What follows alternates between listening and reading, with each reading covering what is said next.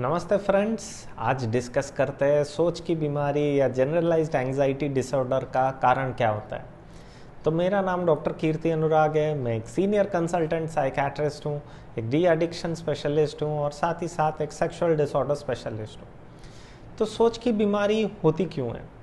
देखिए, ज़्यादातर लोगों में इसका कारण होता है बायोलॉजिकल, जहाँ पर कि कुछ रसायन होते हैं। पहला होता है आपका गाबा की मात्रा जब शरीर में घट जाती है, उसकी वजह से हो सकता है ये मुश्किल।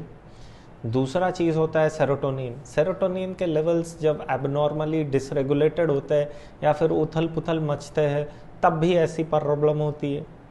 और ये दोनों को छोड़ के सेरोटोनिन रिसेप्टर्स में भी अगर एबनॉर्मलिटी होती है, तब भी ऐसी प्रॉब्लम का सामना करना पड़ सकता है।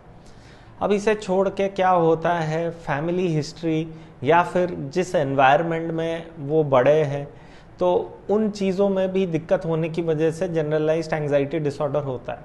तो समझते हैं उस चीज़ को। जिन व्यक्ति विशेषों को उनके मम्मी पापा ने बहुत ही कंजर्वेटिव एनवायरनमेंट में बड़ा किया है, बाहर जाने नहीं दिया है, हर काम में उनको टोका है, सारा काम मम्मी पापों ने उनका स्ट्रिक्टली मॉनिटर किया है, इसको छोड़ के सिर्फ पढ़ाई पे ही ध्यान देने को बोला गया है, ज़िंदगी में दुनियादारी सीखी ही नहीं है इन लोगों ने।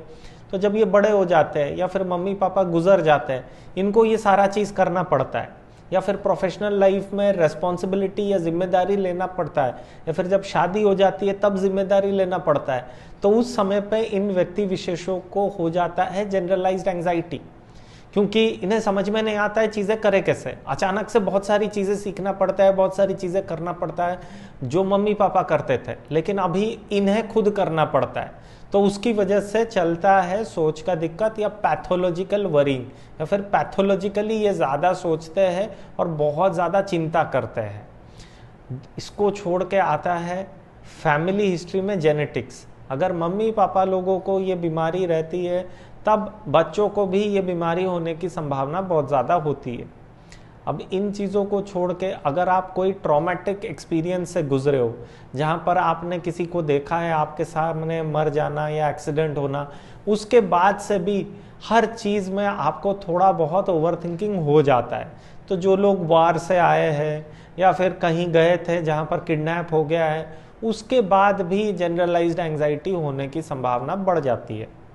अब इसे छोड़ के कुछ ड्रग्स होते हैं, जैसे अल्कोहल या फिर कैनबिस, इन्हें लेने से भी जनरलाइज्ड एंजाइटी डिसऑर्डर या सोच की बीमारी हो जाती है। अब कितना कॉमन है ये प्रॉब्लम, ये समझते हैं। तो देखिए, आपके पॉपुलेशन में 0.5% लोगों को ये बीमारी है।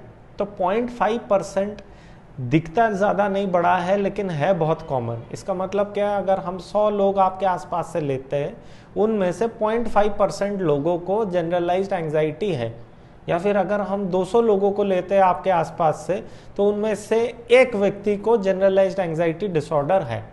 तो अगर आपको इस प्रकार के लक्षण दिख रहे हैं और ऐसे जेनेटिक्स या फिर फैमिली एनवायरनमेंट में आप बड़े हो, या फिर ट्रॉमेटिक इवेंट्स हुए हैं आपके साथ, उसके बाद से ये हो रहा है, तो प्लीज़ देर ना कीजिए, एक साइकेट्रिस्ट से मिलिए, जांच पड़ताल कीजिए और ट्रीटमेंट शुरू कीजिए। अगर आपको ऐसे नॉलेजेबल वीडियोस अच्छे लगते हैं तो प्लीज़ लाइक और सब्सक्राइब कर दीजिए, जो कि हमारे चैनल के लिए बहुत ही ज़्यादा ज़रूरी है और हमें बहुत ज़्यादा एनकरेजमेंट और मोटिवेशन देता है। और अगर कुछ भी डाउट होता है, प्लीज़ कमेंट सेक्शन में कमेंट कर दीजिए, ताकि हम उस पर वीडियोस बना सकते हैं या फिर आपका डाउट क्लियर कर सकते हैं।